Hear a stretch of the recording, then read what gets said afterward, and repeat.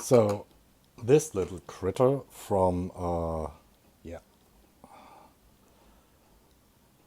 Western Digital,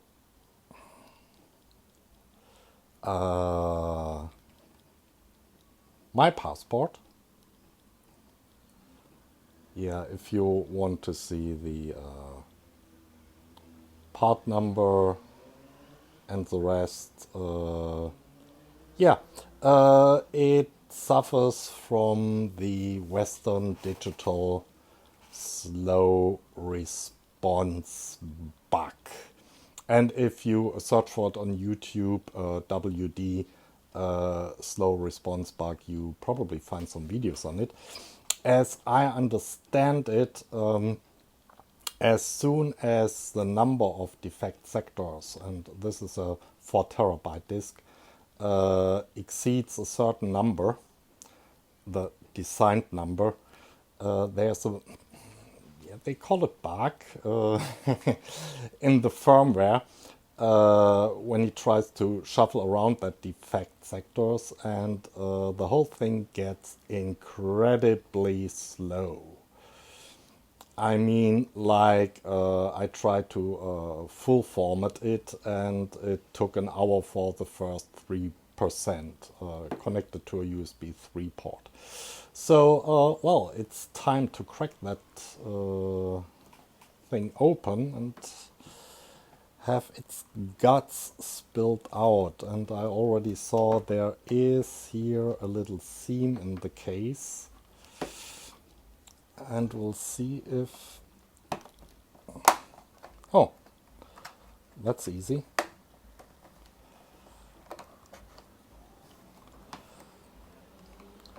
So if there are fixes to that, obviously, you can somehow hack the firmware or something like that with special data recovery tools if you're into that.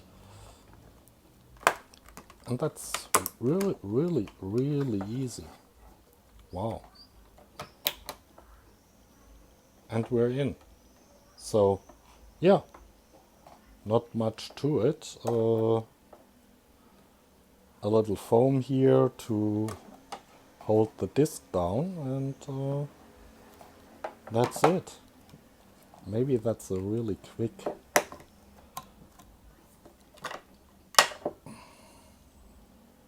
teardown. So inside here we have actually 4 terabyte Western Digital Blue drive. Yeah, and on the back side, everything is integrated. Now that makes for an interesting change. Normally in those, and yeah, more form stripes. I think we can put that away safely.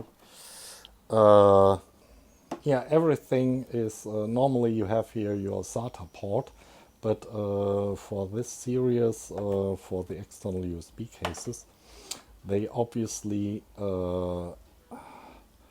made a special board with a USB 3 port.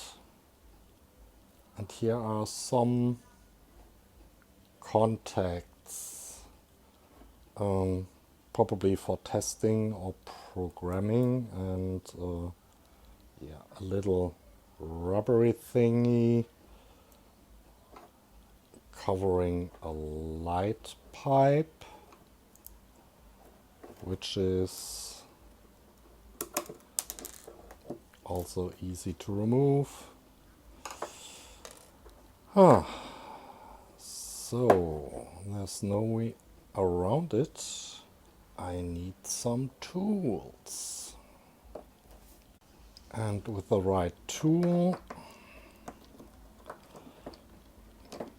this thing cracks open quite easy. I mean, the board gets off quite easy. Sorry, hand in the way.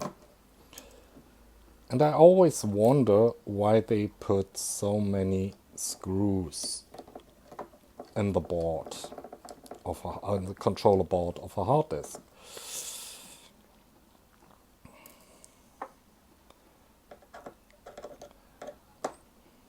Maybe because of the mechanical stress from the USB connector.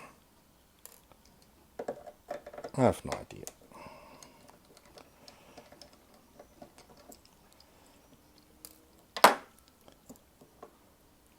So, and this should come off quite easy. This is okay. So the controller itself has some thermal pad on it, which was pressing on the aluminum case. We have a few chips. Maybe we have a look on that later. Maybe we can read some types off. Yeah. How was that connected? So for the motor control, obviously you have this miniature connector, and the head was connected through, yeah, this little pad connector here. So yeah, very nicely constructed. I mean, very easy to put together. Once you have the PCB and the disk, you just join it, screw it down, and you're done. No connectors to worry about.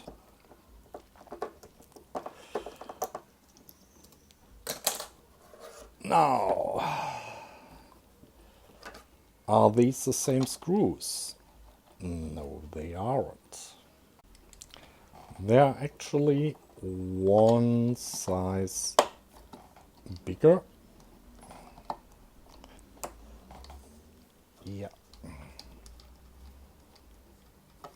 That's a tip for you. Use the same screws everywhere, and you can shave off another cent also. I wonder if these will be all the screws, or if there are some more hidden. Yeah, probably some more hidden here. Don't ask me why they seal away some screws and some not. Makes no sense to me, but it obviously makes some sense to them. And these are all the same screws, all the same size and length. So yeah, saving money is in numbers. And see that? There's our magnet for moving the head. Still not coming apart? Oh, forgot a screw. Ooh, that's sweet, isn't it? So, how we can get this assembly out? It doesn't look like it's screwed in. Oops. Maybe from the other side? No, not really. Oh, interesting side note. They have these rubber bumpers at the side. And this is again the smaller screw size. No, that seems to be a third screw size. So we have up to now 3 different screws. Yeah. This is with a nice rubber bumper to the side, and the stripes in the case at the bottom and top and bottom and top give it an protection up-down direction. And I think these also fit, let me have a look, at the case again. Yeah, there are these pockets. So they fit in here and they completely fix the drive with yeah, some rubber bumping action. I quite like these small rubber bumpers. They're cute. Okay, but back to the business at hand, how to get that magnet out. I think this should just, besides of the magnetic force, lift out. And it actually does. So, here's your neodymium magnet. Isn't it nice? Put that aside, away from everything metal. And then I should be able to lift the head out maybe. Again, working against the magnetic force. No, it's somehow held in by I don't know what. Let's see. That's the connector, and I will be so much that.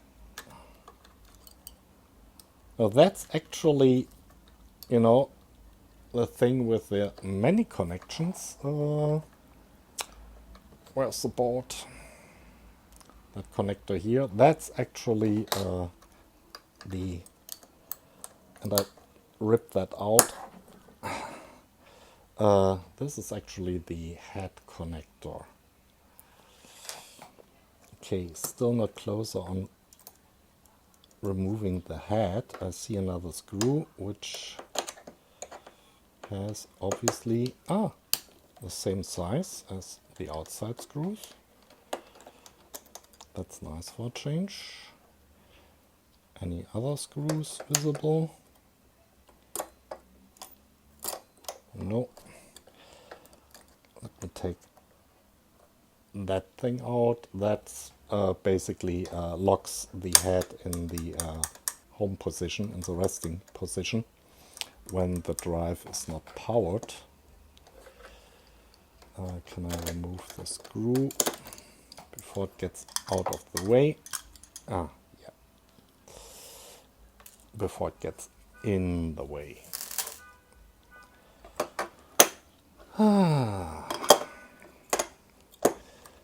Okay, the head still won't budge. Why? Why is that? Because there is another screw. That's again one size bigger. And there you have your head. Falls out. And you have the other half of your neodymium magnet, which is, yeah, probably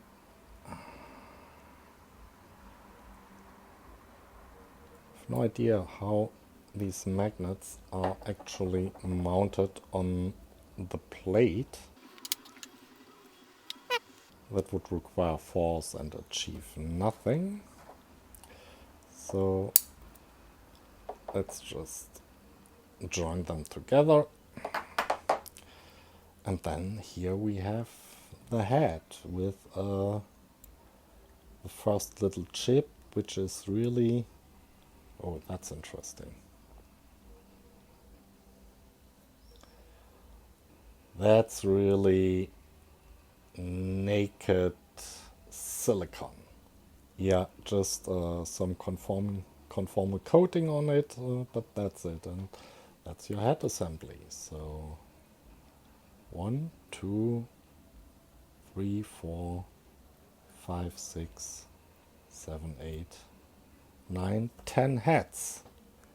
10 heads, 5 platters, 4 gig. your coil for, you know, interacting in the magnetic field, for positioning the head. And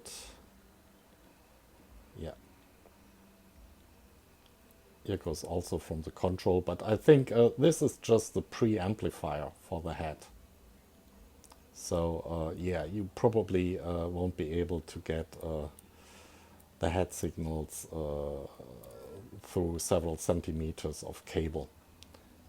So yeah, really nothing to it.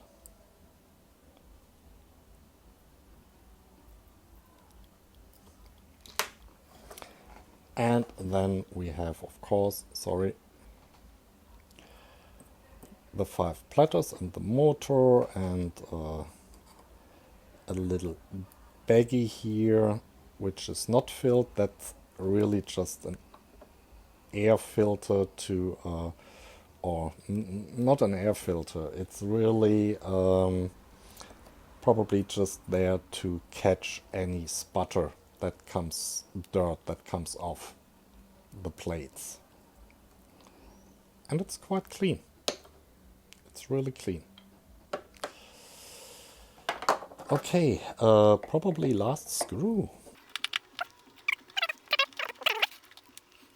So a plate to center the whole stuff, which is necessary. I think the blues, they rotate not that fast, but fast enough. So the first plate. And another spacer ring. Ah, okay, now this head assembly thing gets into the way. We have to get... Ah, okay. So that's part of the assembly.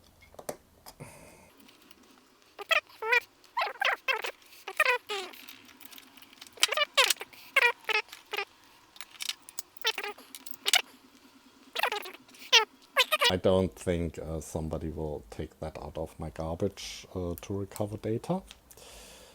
At least I don't think so, but I won't throw them away just yet.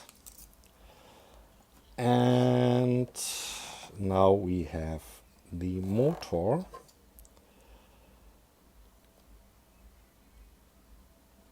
Which should also come out, I guess. But I can't see how. Maybe it's pressed in, or there is some kind of stuff securing it. I have no idea. So yeah, how... This is quite loose now, it comes out. And I'm a little bit swamping here. And that's all. That's, beside the motor, that's all movable parts. That the rest is all aluminum casing. And here's another seal. This is just an air opening.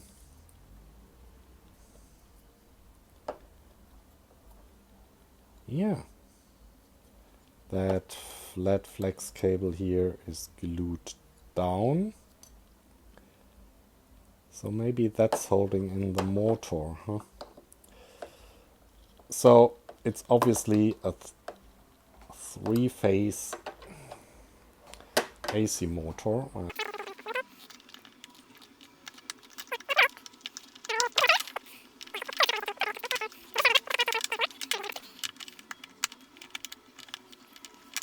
Yeah, this is giving me, the motor is giving me some grief. Maybe that's a ring to secure it? No, it doesn't look like it. Maybe it's really pressed in. Let me try something else. I'm sorry, this is probably gonna shake your world.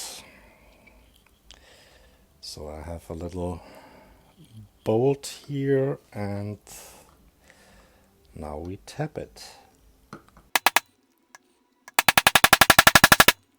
And all we managed was to, okay, we can continue that, to cut it out of the aluminum frame, and now it's no longer turning. So I have no idea how they fixed that in. Yeah, but obviously they used a very, very reliable method to do that. So, what black magic we have here? I probably put the function of the chips somewhere here on the screen. So we have Nanyai 1642, NT5TU64M16HG AC. Yeah, that's production date, serial number or something from Thailand. Okay, I have to scrape that off, but here we have, sorry, that's, can I still get focus? Thank you. A Win bond. And that's 25Q40 BWV1G. Production date 2016, 40th week. Yeah, a lot of ceramic capacitors and stuff, and yeah, I mean, this looks like a diode. And then we have this package here.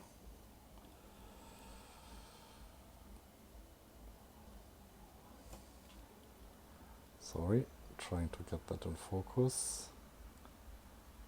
2H634.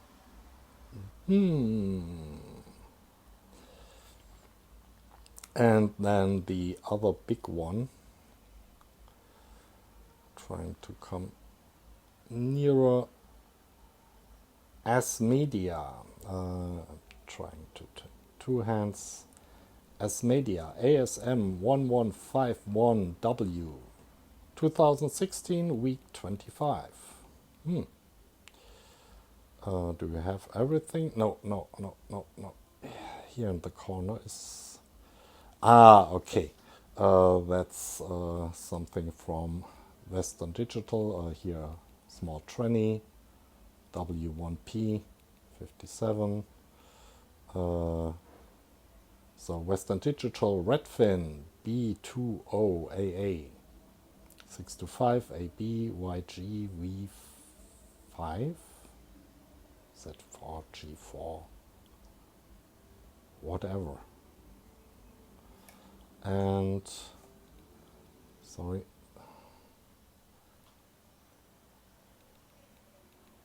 yeah, kind of a ceramic here. And then we have this little package,